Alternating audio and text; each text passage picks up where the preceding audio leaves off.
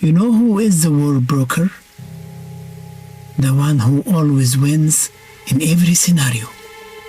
Since 2022, billions of dollars have been lost.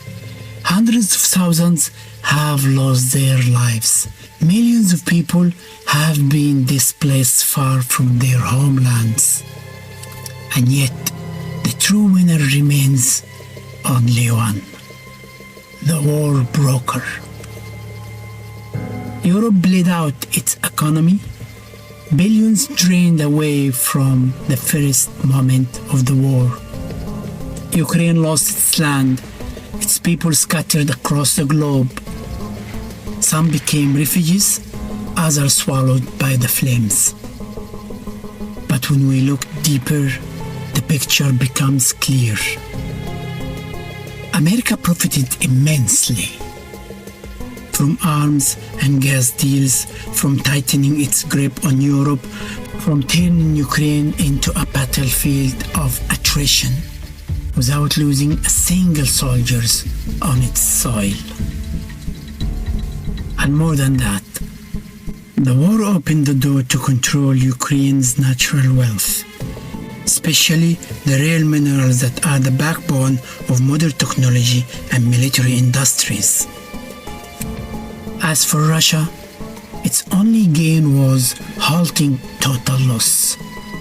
It kept parts of its territory and blocked NATO's advance to its border.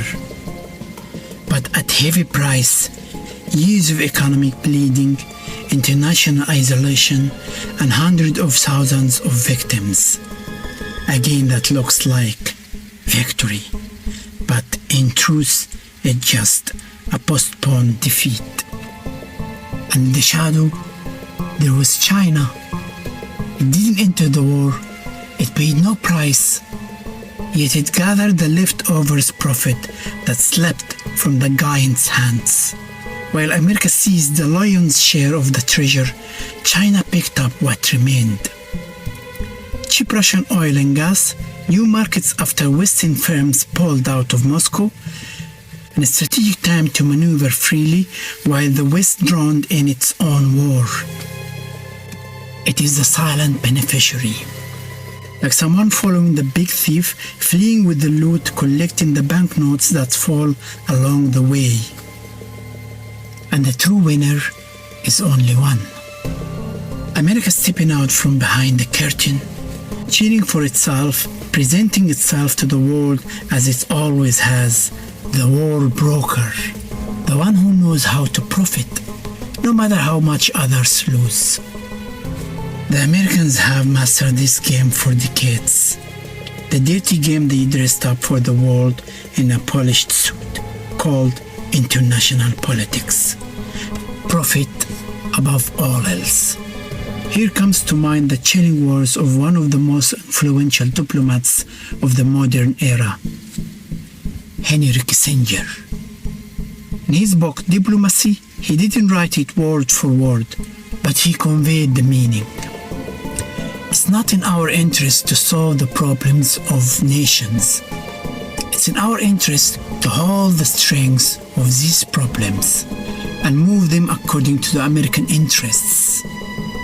But what about Europe, which for years kept funding and supporting Ukraine? And what about the Ukrainians themselves, who waited for a quick return to their homeland and land? And what about the millions who donated? Where did their money go? And what about ordinary people across Europe, America, and the world who paid the price in inflation and rising costs of living? Who will compensate them for the years and money they lost? Simple questions, but enough to expose those who call themselves politicians.